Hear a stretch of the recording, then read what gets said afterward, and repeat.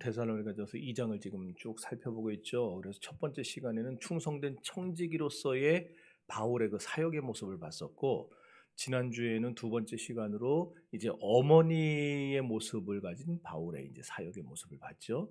그리고 이제 오늘은 세 번째 시간입니다. 오늘은 어떤 모습을 보여주느냐? 이 자녀에게 관심을 가진 아버지의 모습, 그 아버지의 모습을 지금 우리에게 보여주고 있어요. 오늘 본문에서 바울은 자기 자신을 데살로니가 교회의 영적인 아버지라 이렇게 지금 소개를 합니다. 아니, 뭐 데살로니가 교회만이 아니고 자신이 개척했던 모든 교회 성도들의 영적인 아버지로 자기를 드러내고 있어요. 자, 이게 데살로니가전서는 아니고 고린도전서 말씀인데 한번 읽어봅시다. 고린도전서 4장 15절.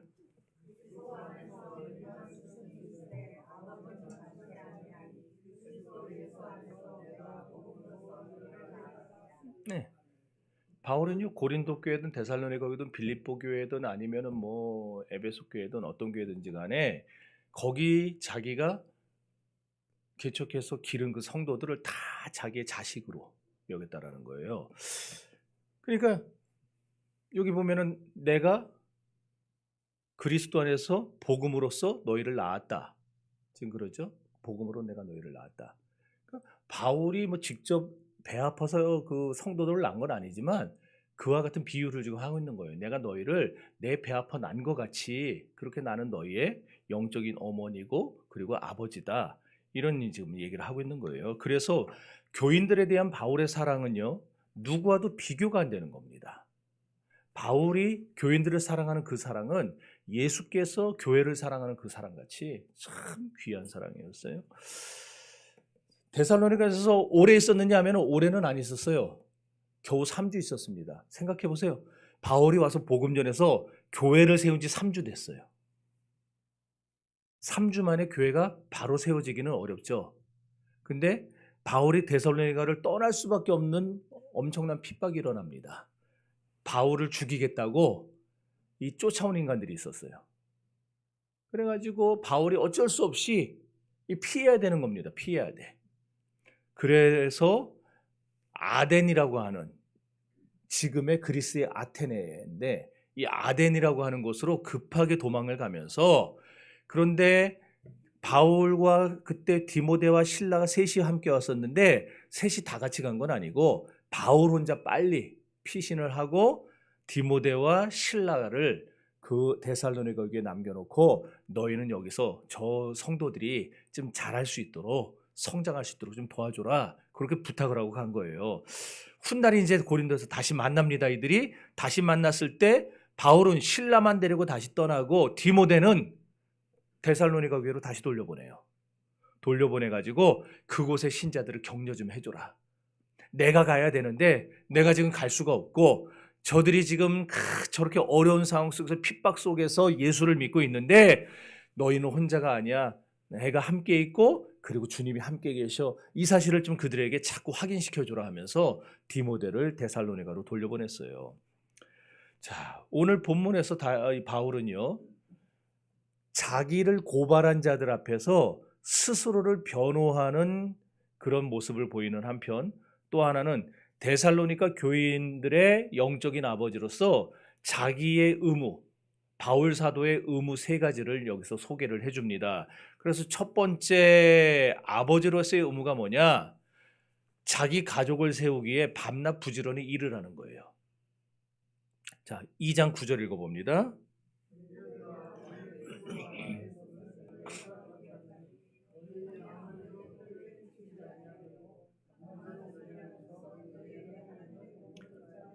아멘. 바울은 정말 부지런히 일한 사람이에요. 물론 이제 뭐 목회 활동비나 생활비나 선교비가 턱없이 부족하니까 일을 한 측면도 있지만 사실 바울의 직업이 텐트 메이커잖아요. 네, 천막. 당시에는 그게 잘 나가는 직업이었어요. 왜냐하면 로마는 매우 건날 전쟁하러 다니잖아요. 땅 넓히려고. 그러니까 군인들이 뭐 갖고 다녀요? 텐트 짊어지고 다니고 자기 1인용 텐트. 그러니까 언제나 텐트의 수요는 차고 넘쳤어요. 그래서 돈을 잘 벌었거든요. 물론 교회에서 다 책임져 주면 그거 안 해도 됐었겠지만 어쨌든 바울은요, 복음을 전하고 복음 전하지 않는 시간에는 일을 하면서 자기의 그 시간을 허투루 쓰는 일이 없었다라는 거예요. 근데 참 오늘날 어떤 목회자들은요 놀고 먹습니다. 솔직히 이런 얘기하면 여러분들이 또 목사를 또 이상한 눈으로 쳐다볼 수도 있는데, 네네. 여러분 목사는요 밤낮으로 말씀 연구하고 성도를 위해 기도하라고 하나님이 부르신 거예요. 그러잖아요. 그거 못하겠거든 관둬야 됩니다. 저도 그거 못할 때가 오면 관둬야죠. 저도. 어. 예. 에휴, 더 이상 기도하기도 싫고 말씀 연구하기도 싫고 그럼 관둬야지. 어떻게 그런 마음 가지고 교회를 끌어가겠어요. 어. 그러니까 목사는 하나님이 그 일하라고 부르셨고, 그럼 성도는 뭐냐? 성도가 목회를 하는 건 아니잖아요. 성도는 세상에서 직업을 가지고 그 직업으로 밤낮 수고해서 가정을 세우고 교회를 섬기라고 하나님이 우리를 부르신 거예요. 그런데 목사고 교인이고 일은 안 하고 시간만 때우는 사람들이 있다라는 겁니다. 취업을 안 해요. 그래서 망상에 사로잡혀 있습니다. 나는 이런 일 할 사람이 아니야. 뭐 이런 일이 뭐 어디 정해져 있어요? 세상에 하찮는 일이 어디 있습니까? 더러운 일이 어디 있습니까? 3D? 그 우리가 만들어낸 말이죠. 위험하고 더럽고 뭐 한 거 있잖아요, 그거. 예. 그거 우리가 만들어내는 거잖아요. 요한 칼빈, 우리 장로교를 세운 요한 칼빈은요, 직업 소명설이라는 것을 말을 했어요. 직업 소명설. 뭐냐면은 세상의 모든 직업은 하나님이 주신 소명이라는 거예요. 하나님 주신 거. 그러니까 우리는 이게 아주 뭐 부정하고 남 눈에서 사기쳐서 피눈물 나게 하고 하는 그런 불법적인 일이 아니라면, 불법적인 일은 직업 소명 아니에요. 불법적인 일을 하면 안 돼요. 그건 아니고 정당하게 일을 해서 돈을 버는 일이라면 그것이 많건 적건, 수입이 많건 적건 상관하지 않고 모든 직업은 다 하나님이 주신 것이다. 그러니까 우리는 그 받은 직업을 어떻게 해야 되겠어요? 소중히 여기고 사랑하는 마음으로 해야 열심히 일을 하죠. 맨날 불평하면은 일 열심히 하겠어요? 안 하죠. 여러분이 사장이면 맨날 앞에서는 셀셀거리고 뒤에 가서 불평하고 다니는 사람 놔두겠어요? 알면? 자르죠. 어. 다시 말합니다. 직업은 하나님이 주신 거예요. 그래서 우리는 일을 통해서 하나님께 쓰임 받아야 됩니다. 그러니까 일을 해야 돼. 일. 어? 놀고 먹으면 안 돼요. 하나님이 나를 불러서 나에게 맡겨주신 사명, 그래서 내 직업에 대한 애정부터 가져야 되고 자기가 하는 일을 사랑할 줄 알아야 돼요. 예. 뿐만 아니라 우리는 내 직업에 대해서 자긍심이 있어야 됩니다. 내가 어쩌다가 이런 일을 하게 됐는가? 내가 여기 올 사람이 아닌데. 그러지 마세요.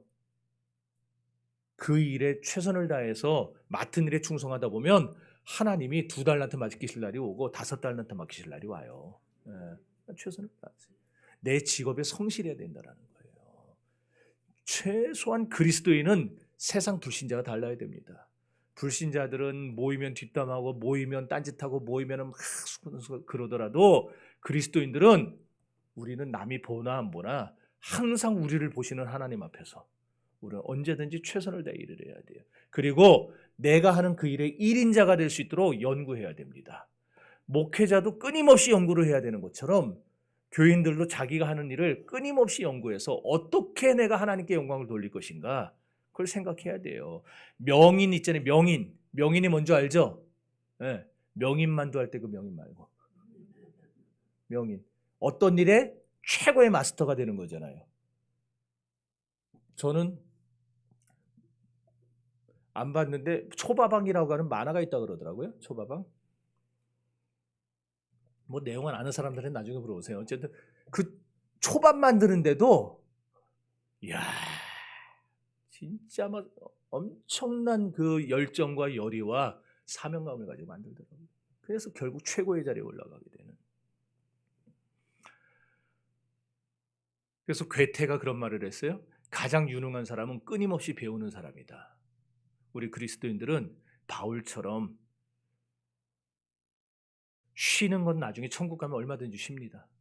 쉬는 건. 천국 가면 얼마든지 쉬어요. 그 전까지는 우리 놀고 먹으려 하지 말고 최선을 다해서 일해야 돼. 최선.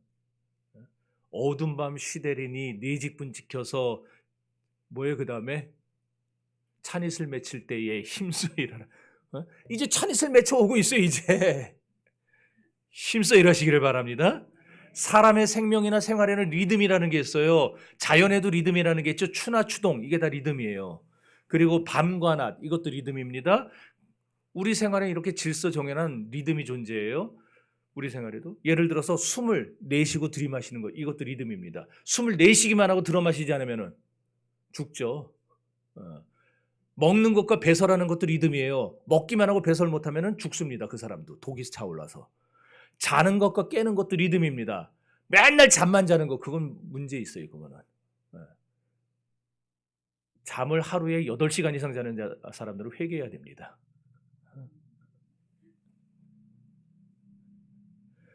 이 모두가 다 우리의 생명 유지에 필요한 리듬들이에요. 그런데 우리 생활 가운데 이런 리듬 말고 진짜 제일 중요한 리듬이 있어요. 그게 뭐냐? 일하는 것과 쉬는 것입니다. 일할 때 일하고 쉴 때 쉬고. 이걸 해야 되는데 일만 죽어라 그러는 사람도 문제고 일은 안 하고 놀기만 하는 사람도 문제고, 이걸 적당하게 해야 돼요. 이 리듬의 조화를 이루어야 됩니다. 그래서 보수 정권이든 진보 정권이든 정권 잡으면 맨날 하는 얘기 들어보셨어요? 이구동성으로 국가 경쟁력 강화만이 우리의 살 길이다 그러는 거. 전 그거 찬성합니다. 국가 경쟁력을 강화시키는 게 진짜 우리가 살고 우리 다음 세대가 사는 길이죠. 그런데 외국과 경쟁해서 이기려면은 말만 해서는 안 되잖아요. 말을 했으면 실천을 해야 될 거 아니에요. 그런데 보세요. 말은 너무 잘하는데 실천은 안 합니다, 우리가. 이게 무슨 얘기냐? 금년에 2024년 우리나라 휴일수가 며칠인지 아세요? 몰라요? 그냥 휴일 올 때마다 신나게 놀았죠. 우리나라의 공휴일수가 120일이에요. 우리나라 공휴일수. 직장 다니는 사람들은 월차 연차 있죠. 최소한 처음 들어온 사람이 며칠 써요, 1년에. 네. 다 합쳐서 15일 써요. 누가 얘기했는데 방금. 15일 써요. 저 뒤에서 이렇게 하네. 그러니까 회사 처음 들어온 사람이 15일이고 그 다음부터 하루씩 늘어나잖아요. 다음 해마다. 아니에요? 써본 적이 없어서. 쓰고 나랑 어디 해외 좀 갑시다. 선교 좀 갑시다. 내년에. 1년에 하루씩 늘어나는 거예요. 그러니까 최소한 135일을 놉니다. 우리나라 국민들은, 직장 다니는 사람들은. 그런데 일본은 공휴일이 77일이에요. 대만이 85일이고 싱가포르이 74일이고 태국은 72일이에요. 우리나라 절반 수준입니다. 다. 외국들은요, 국가 경쟁력 높이겠다고 공휴일 수도 다 줄여가면서 일을 시키는데 우리나라는 자꾸 놀으라 그래. 자꾸 놀으라고. 놀아야 경기가 진작된다고. 번 돈이 있어야 놀지. 부지런히 일해야 잘 사는 게 평범한 진리입니다. 그러지 않아요? 일 안 하고 어떻게 잘 살 수 있어요? 일을 해야 잘 살지. 우리나라가 과거에 전쟁의 상흔과 비극을 딛고 잘 사는 나라가 될 수 있었던 원인이 어디 있었습니까? 우리 이 어른 세대들, 저보다 어른 세대들, 그분들이 허리띠 졸라매고 피땀 흘려 일하면서 해외 나가서 그 외화 벌어오고 정말 막 온몸이 그냥 막 상처투성이 될 때까지 일을 해서 우리나라 기간산업 일으키고 그래가지고 이렇게 만들어 놓은 거 아니에요? 솔직히 말해서 그러잖아요. 그분들이 열심히 일한 덕분이에요. 그분들이 일 안 했으면은 우리나라는 지금도 개발도상국이었을 겁니다. 근데 지금은 뭐 선진국 된 것 마냥. 우리나라가 뭔 선진국입니까? 우리나라가. 선진국이래 자꾸. 선진국 된 것처럼 만약 일하는 것보다 노는 것도 하고. 그냥.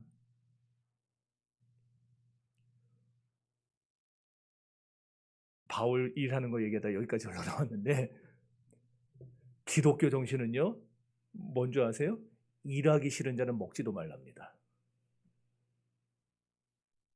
잠언에서도 게으른 자여 개미에게 가서 배워라 그랬어요. 개미에게 가서 배워라. 일을 안 하는 사람은요, 먹지도 말아야 됩니다. 일해야 돼, 일해야 돼. 오늘 본문 9절에 수고와 애쓴 것이라는 표현이 나와요. 이게 무슨 말이냐면 노력과 고된 일을 말하는 거예요. 그러니까 바울은 자기가 너희를 위해서 복음 전하기 위해서 내가 주의 일을 하기 위해서 내가 이렇게 열심히 밤낮으로 일을 하는데 이 일들은 어떤 일이었냐? 고생하는 일이었고 고난당하는 일이었다라는 거예요. 바울이 할 수만 있으면은 고난당하는 일 안 할 수도 있었을 거 아니에요. 돈 잘 버는데 텐트 하나 만들어서 팔면은 뭐 일주일 놀 수 있는데 그 돈 가지고 그냥 설렁설렁 하면서 적당하게 일할 수도 있잖아요, 바울이. 근데 안 그러거든요. 바울은 내가 너희를 위하여 밤낮으로 쉬지 않고 일했다 그랬어요. 목회자는요, 그래야 됩니다. 밤낮 교인 생각이. 그리고 교인들은요, 밤낮 열심히 일하면서 그 머릿속에 하나님 생각 집어넣고 사셔야 돼요. 열심히 일해서 주의 일하고 열심히 일해서 하나님께 영광 돌리고. 그럼 그 사명 끝날 때까지 하나님 안 데려가세요. 네, 안 죽어요, 여러분. 사명 끝날 때까지는. 걱정을 하들 마세요. 네. 두 번째로 바울 사도는 아버지로서 어떤 의무를 지금 가지고 있느냐? 자녀에게 좋은 모범이 되기를 원했어요. 헌신적으로 살면서 성도들을 가족처럼 돌봤기 때문에 바울은 꺼리낌이 없었습니다. 사람 앞이나 하나님 앞이나 부끄러울 것이 없이 일했다라는 거예요. 그래서 누구도 바울 사도를 고발하거나 그리고 비판할 수 있는 사람은 아무도 없었습니다. 바울의 생활은 그만큼 투명했어요. 거룩했어요. 그렇지 않아요? 저도 제 생활 여러분이 알잖아요. 언제든지 오면 여기 있잖아요. 그러니까 여러분은 저를 걱정을 안 해요. 우리 목사님 혹시 교회 없어도 어디 가서 허튼 짓은 안 한다. 네, 끝나면 바로 기어 들어오니까. 저는 항상 여기 있어요. 항상 여기 있고 아니면 여기 내려와서 기도하다가 또 올라가고 계속 그거예요. 만약에 제가 일주일에 6일은 맨날 싸돌아다닌다 그러면 여러분은 항상 저를 이렇게 눈을 이렇게 가재미 눈으로 볼 거예요. 저거 어디 가서 뭐 하다 오나 저거. 그래서 목회자는 생활이 투명해야 돼요. 그리스도인들도 생활이 투명해야 돼요. 네. 거룩한 생활, 그걸 다른 말로 거룩한 생활이라고 하는데 거룩한 생활은 성경이 주는 교훈입니다. 한번 읽어봅시다. 로마서 8장 10절입니다.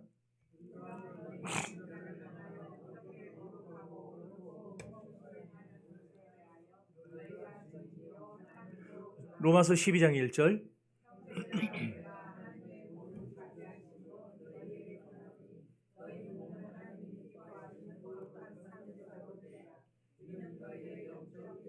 아멘. 오늘날 우리 신자들의 거룩한 생활이 어디 달려 있습니까? 우리의 생활이 하나님이 받으실 만한 거룩한 산제사가 되게 하는 것에 달려 있는 거예요. 여러분 매일매일 하나님 앞에 여러분 자신을 살아있는 제사로 드리는 것처럼 하나님 앞에 나아가 보십시오. 그래서 이 산제사로 드리라는 말 다음에 우리가 읽지는 않았지만은 그 다음 구절을 보면 2절을 보면은 너희는 이 세상을 본받지 말고 그랬어요. 요한 사도는 너희는 이 세상을 본받지 말라는 말을 너희는 세상을 사랑하지 말고 이렇게 바꿨습니다. 우리는 세상을 본받으면 안 돼요. 세상을 사랑하면 안 됩니다.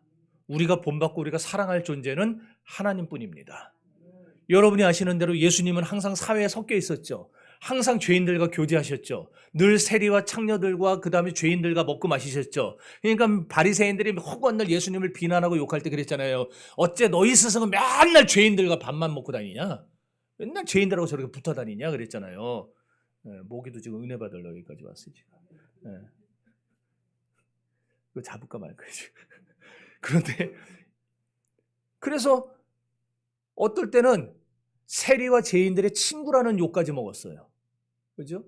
그러니까 예수님은 항상 죄인들하고 같이 다녔어요. 그런데 예수님의 생활을 들어가 보세요. 예수님이 그 죄인들과 동화됐었나요? 죄인들의 그 죄에 물든 적이 있었나요? 한 번도 없었어요. 예수님과 죄인들은 언제나 구별되어 있었어요. 마찬가지로 우리 신자들도 저와 여러분도 세상 사람과 섞여 살아요. 일주일에 6일을 섞여 살아요. 그러나 섞여 살지만 다른 데가 있어야 된다는 거예요. 여러분은 달라야 됩니다.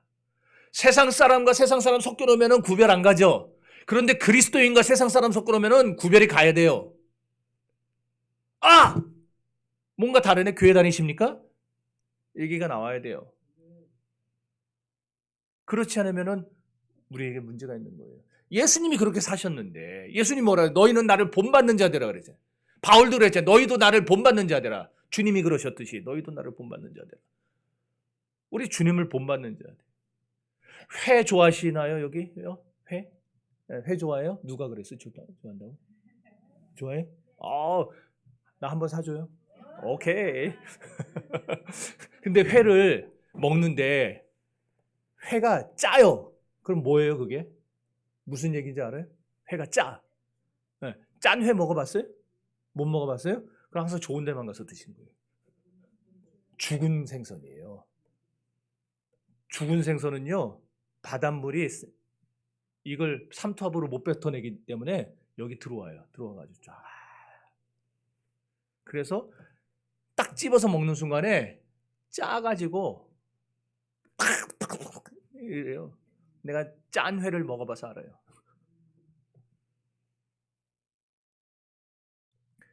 산고기는 절대 짠물이 스며들지 않습니다. 여러분은 그러면은 살아있는 고기입니까? 죽어있는 고기입니까? 진짜 살아있습니까? 살아있습니까? 그러면 세상의 짠물이 여러분 안에 못 들어오게 해야 돼요.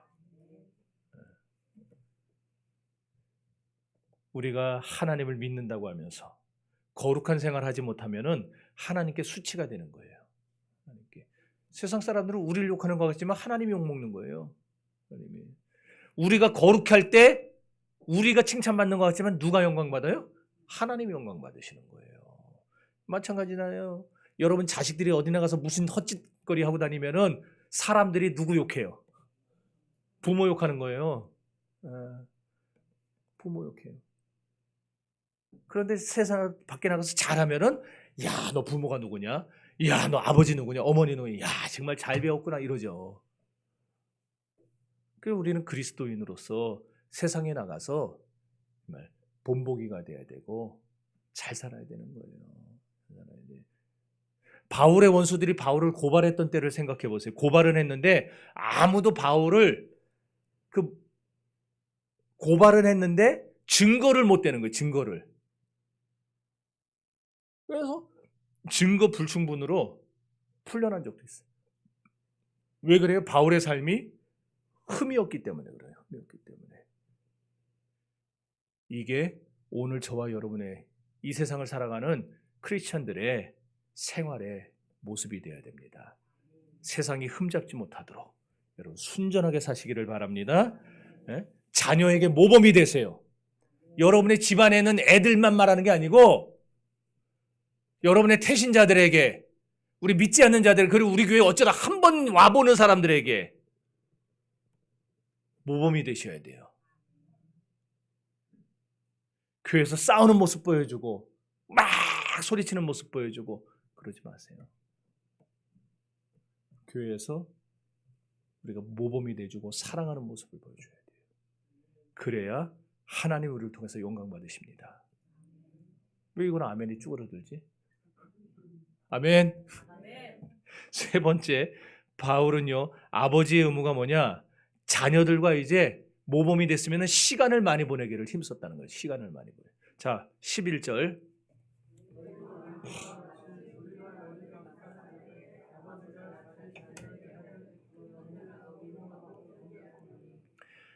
목회자가요, 목사가 주일날 이렇게 다양한 성도들이 모이죠. 그 다양한 성도들에게 공동의 말씀을 전하는 거, 예배 때 말씀 전하는 것도 중요해요.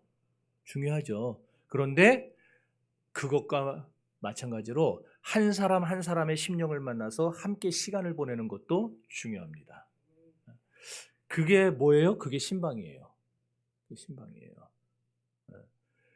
이제 내일이면은 우리 교회 축의 대신방 끝납니다. 뭐 목장이 많지 않으니까 끝나요. 근데 사실 제가 부임해가지고 지금 벌써 대신방을 7번째 하는 거예요. 생각이 없었죠? 벌써 7번째 했어요. 7번을 했으면 저는 이제 여러분의 집안 사정을 다 알아요. 뭐가 문제고 뭐가 기도 제목이고 뭐가 뭔지도 다 알아요. 비록 밥은 다 밖에 나가서 먹었지만 다 알아요. 그러면은 이 정도 알았으면은요, 우리 교회 정도 요 사이즈면은 뭐 더 이상 안 해도 누가 뭐라고 안 그래요. 그러잖아요. 또 바라는 사람도 있을 때 신방 안 했으면 좋겠다는 사람도 있을 거예요.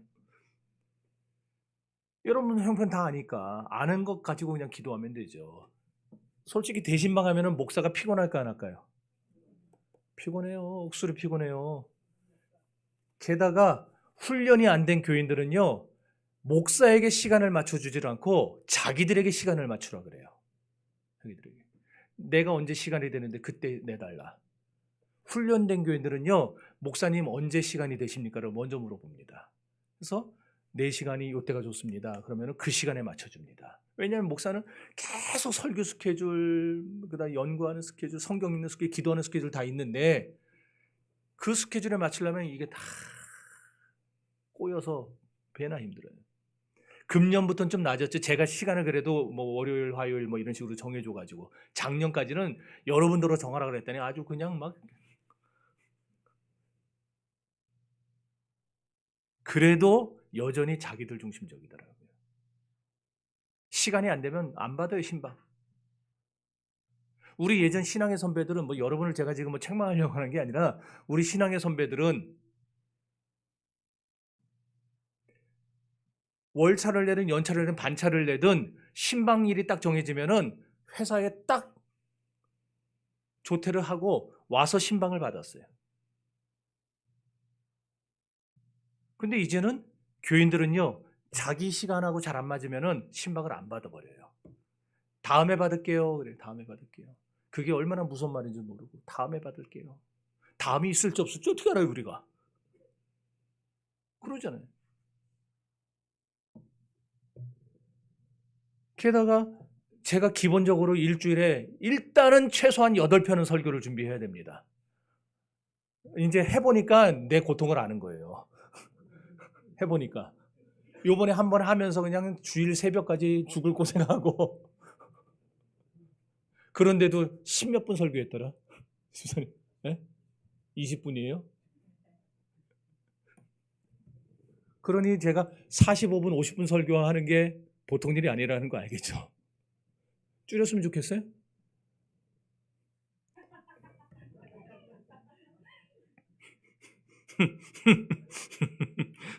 그러면서 대신방 설교 준비해야죠. 고역이에요, 고역. 게다가 그냥 준비합니까? 저도 기도해야 돼요. 여러분만 기도로 준비하세요가 아니고 저도 기도로 준비해야 돼요. 어느 말씀을 전해야 하나님 이 가정에 딱 맞는 말씀이 되고 이 가정이 이 말씀 통해서 위로를 받습니까? 기도로 준비해야 돼요, 저도. 그러니까 굉장히 신방 안 하면 목사가 참 편해져요. 근데 이렇게 귀찮아도 1년에 2번 합니다. 다른 교회는 한 번 하는데 작년부터 2번씩 해요, 제가. 왜 하겠어요? 여러분하고 조금이라도 시간을 더 보내려고 그러는 거예요. 여러분하고 만나갖고 신방하고 식사 교제하고 하는 이것들. 식사 대접 안 해줘도 좋아요, 저.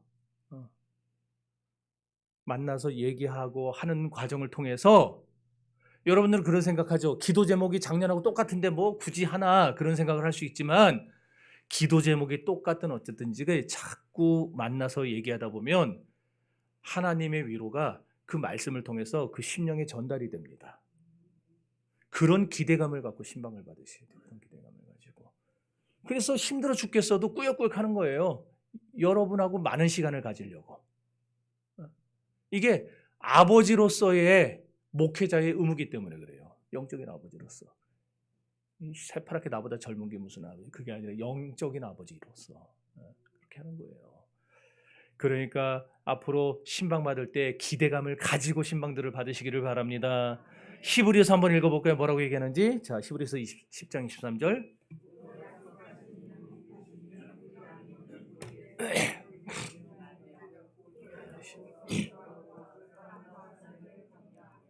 여기 보세요. 우리가 이 험한 세상을 살아가는 데 있어서 여러 가지 필요한 게 많지만은 서로 돌아보아 사랑과 선행을 격려하라. 이게 얼마나 중요하면 이런 말을 하겠어요. 사랑과 선행으로 서로 격려하라. 그러니까 서로 격려해야 돼. 우리 중 어떤 사람들은 근심에 쌓여 삽니다. 어떤 사람은 역경과 실패로 상처를 입었습니다. 어떤 사람은 낙담해서 쓰러졌고 어떤 사람은 어두운 절망과 극심한 고통 사이에 살고 있습니다. 예수 믿는 사람이라고 예는 아니죠. 예수 믿는 우리들 중에도 지금 상처받고 힘들고 괴로운 사람들이 분명히 여 안에 있어요. 현실적으로는 자꾸 삶의 균형이 미끄러지고 또 미끄러지고 자꾸 앞으로 거꾸러집니다. 그러기에 우리는 우리를 믿어주는 사람이 우리 주변에 필요해요. 내가 힘들 때 말을 해줄 수 있는, 말을 할 수 있는 사람, 내가 괴로울 때 내 괴로운 속을 털어놓을 수 있는 사람, 그런 사람이 우리 주변에 필요해요.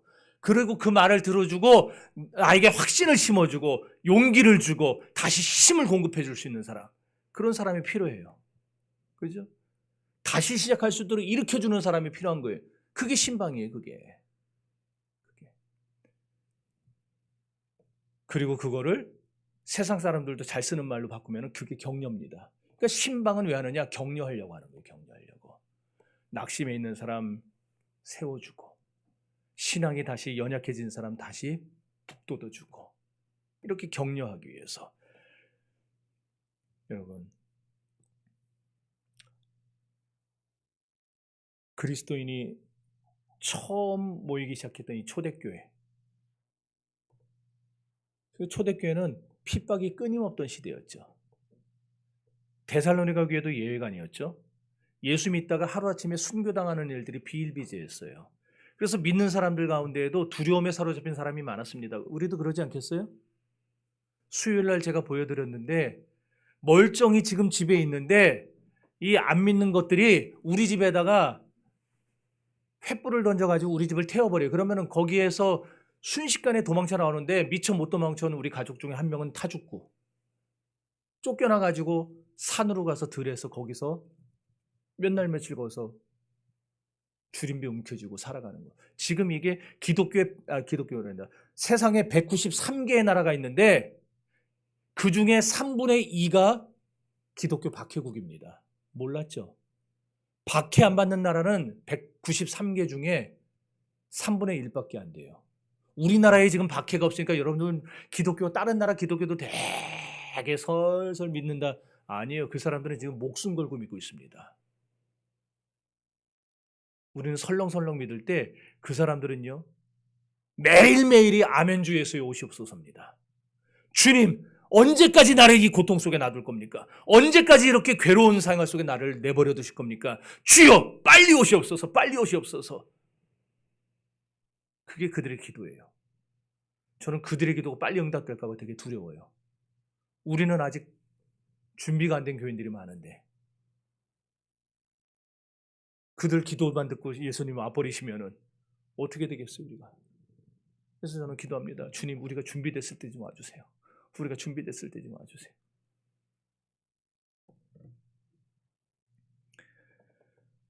이런 핍박의 돌풍을 겪고 있던 자들을 격려하기 위해 바울 사도가 데살로니가 전서와 후서를 쓴 거예요. 여러분, 격려는 정말 값진 겁니다. 격려라는 말은요, 요한복음 14장 26절에서 그리고 요한복음 16장 7절에서 성령이라는 단어가 나와요. 성령. 거기 보혜사라고도 나와요. 보혜사. 보혜사가 성령님이잖아요. 그죠? 그러니까 거기 말하는 보혜사, 성령이라는 단어와 격려라는 단어가 똑같은 단어예요. 무슨 뜻인지 아시겠어요? 보혜사 성령은요, 파라클레토스고요. 격려는 파라칼레오예요. 둘 다 뜻이 뭐냐? 함께 부른다라는 말이에요. 함께 부른다. 함께 부른다. 그러니까 하나님이 우리와 함께 하시기 위해서 성령을 보내서 우리를 도와주시는 것 같이 우리들도 다른 사람들에게 가서 그들과 함께하며 그들을 격려해서 그들을 세워주는 거. 이 일을 해야 되는 거예요. 맨 처음에 하나님이 성령을 보내서 여러분을 격려하고 세워주셨듯이 이제 그렇게 격려받은 여러분들은 가만히 있으면 안 되고 주님을 모르는 자들에게 가서 그들을 격려해서 일으켜줘야 됩니다.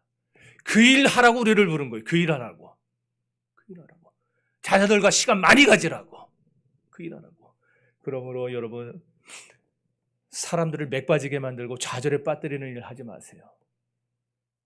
사람들을 일으켜주고 이끌어주고 새 힘이 솟게 북돋아주는 그런 신자들이 될 수 있기를 바랍니다.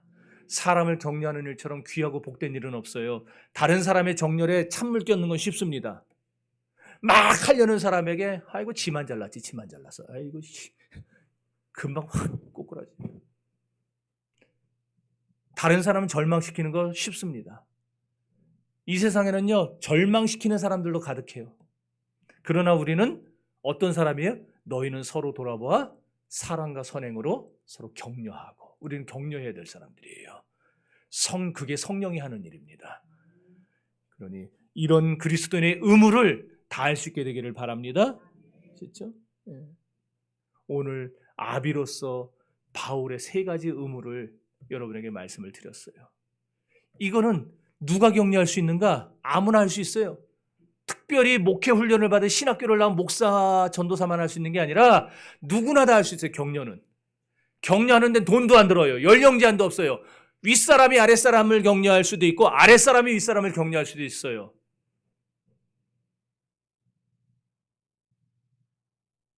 언젠가 어떤 곳에 어떤 꼬맹이가 제가 탁 이러고 있으니까 꼬맹이가 와가지고 제 등을 토닥토닥 이렇게 해주더라고요.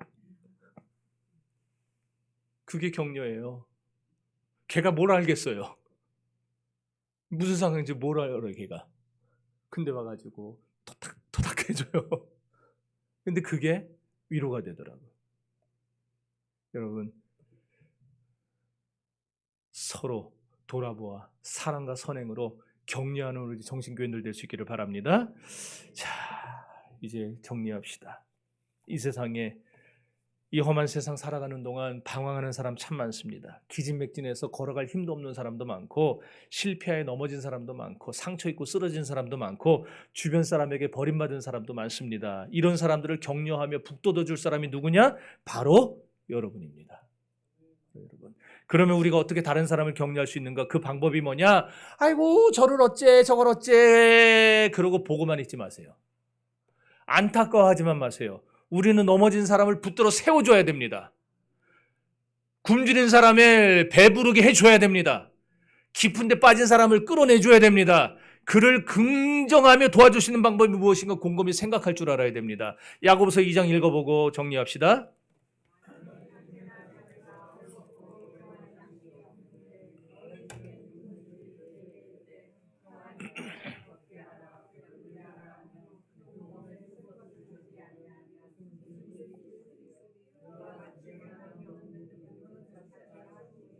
아멘. 그러니까 격려는요 말로만 하는 게 격려가 아니라는 거예요. 행함이 있어야 됩니다. 행함이. 그러니까 여러분 우리 교인들 서로 돌아보셔서 서로 행함으로 격려해 주시기 바라요. 교회에서는요 무슨 직분을 맡았느냐가 중요한 게 아닙니다. 내가 다른 사람에게 얼마나 도움을 줄 수 있느냐가 그게 관건입니다. 중직자들은 남에게 도움을 주라고 세우는 겁니다. 나도 내가 얼마나 많은 지식과 얼마나 많은 재물과 얼마나 많은 재능을 갖고 있느냐 그게 중요한 게 아니라 내 재능과 지식과 물질로 다른 사람을 얼마나 도울 수 있느냐 그게 중요한 겁니다. 교회는 서로 격려하며 살아야 될 사람들이 모인 곳이에요. 이곳에 상처받은 사람이 많습니다. 겉은 다 멀쩡해 보이지만 여러분들 속에 다 지금 골마 터져 있어요. 다. 혹시나 여기 낙심된 심령이 오셨다면은 격려받아서 새롭게 소성케 되기를 바랍니다. 격려받아서 그리고 서로 격려해서 복을 누리는 우리 교회가 될 수 있기를 바랍니다. 우리는 충성된 청지기가 돼야 되고 사랑스러운 어머니가 돼야 되고 그리고 관심 많은 아버지가 돼야 됩니다. 이게 지난 3주 동안에 여러분에게 전해드린 데살로니가전서 2장의 내용입니다. 개척된 지 몇 년 되지 않은 데살로니가 교회가 이렇게 놀랍도록 쓰임받을 수 있었던 것 바울 사도가 자신의 의무를 다했기 때문이에요. 그러므로 오늘 저는 저의 의무를 다하고 여러분은 여러분의 의무를 다할 때에 우리 교회는 약한 가운데서도 강해질 것이고 부족한 가운데서도 다시 일어나게 될 것입니다. 그런 교회가 될 수 있기를 바울의 말과 바울의 일과 바울의 삶을 본받아서 우리가 바울처럼 쓰임받는 교회가 될 수 있기를 주의 이름으로 축원합니다. 기도합시다. 고마우신